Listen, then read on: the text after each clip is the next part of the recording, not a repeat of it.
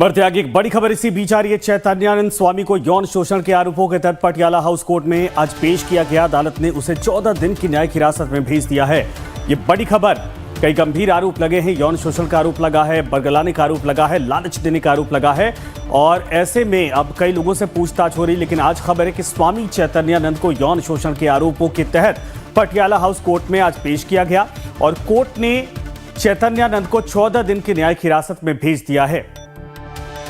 तो कहा जा रहा है कि कई नेताओं के साथ इसी तरीके से फोटो भी डालने और ये मॉर्फ्ड फोटो हैं, यानी एडिटेड फोटो हैं। उसके बाद लोगों को इसी प्रभाव का असर दिखाकर वो ठगा करता था, धौंस जमाया करता था, लड़कियों को बरगलाया करता था, लालच दिया करता था, जिसकी चैट, जिसके डिटेल्स, जिसके सबूत, डिजिटल सबूत बाकायदा पुलिस के हाथ लग गए हैं। जिसके बाद ये गिरफ्तारी संभव हो पाई थी और कोर्ट में आज पेश किया गया, जिसके बाद 14 दिन की न्यायिक हिरासत में भेजा गया है। पूछताछ की जाएगी। लेकिन आपको बता दें कि लगातार चैतन्यानंद पर शिकंजा कसता जा रहा है और इसके अलावा 2-3 लोग और जो बेहद करीबी इसके थे, जिनमें कई महिलाएं शामिल हैं, उनके खिलाफ भी कार्रवाई शुरू कर दी गई है। प्रशांत हमारे साथ, हमारे सहयोगी जुड़ गए हैं। प्रशांत, ये बड़ी खबर है, 14 दिन की न्यायिक हिरासत। अब तक जांच पड़ताल में क्या निकला है और आगे पूछताछ में क्या उम्मीदें हैं?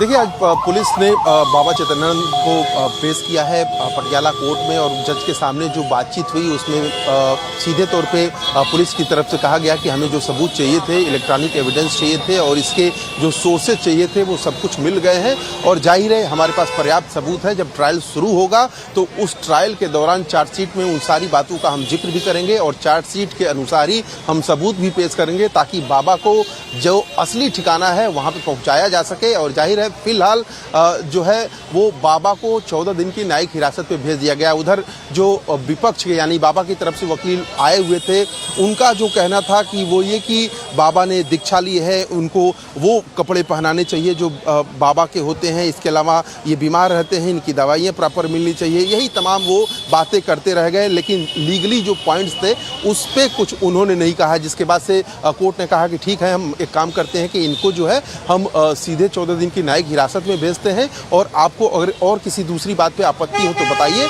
उसके बाद से जो विपक्ष के यानी कि बाबा की तरफ से जो वकील आए थे, उन्होंने कहा कि हमें जो सबूत रखे जा रहे हैं उनकी एक लीगल कॉपी चाहिए और सीजर चाहिए, उसका एक मेमो चाहिए उसका, ताकि हम उसको पढ़ सकें और अपना जो आंसर है उसको तैयार कर सकें। तो जाहिर है अभी बाबा की तरफ से लीगल मेमो मांगा गया है और सीजर मांगा गया है, जिसके बाद से जो विपक्ष है वो इस पे जवाब देने की बात कर रहा है। तो आप समझ सकती हैं कि कहीं न कहीं पुलिस के पास वो सारे सबूत आ चुके हैं। इन 5 दिन की इन्वेस्टिगेशन में वो सारी चीज़ें हमने अपने दर्शकों को भी दिखाया कि किस तरह से वो चैट बाहर आया है, किस तरह से इसके फेक जो फोटो हैं बड़े बड़े लोगों के साथ, चाहे प्रधानमंत्री हों या दूसरे देश के बड़े से बड़े लीडर्स हों, उनके साथ आए हैं, वो किस तरह से लोगों को बरगलाने के लिए अपना दांव पेच का इस्तेमाल ये लगातार करता था। तो जाहिर है ये सारी जो बातें हैं वो कोर्ट के सामने पुलिस ने रखी हैं, जिसके बाद से पुलिस ने कहा, कोर्ट ने कहा है कि बाबा को 14 दिन के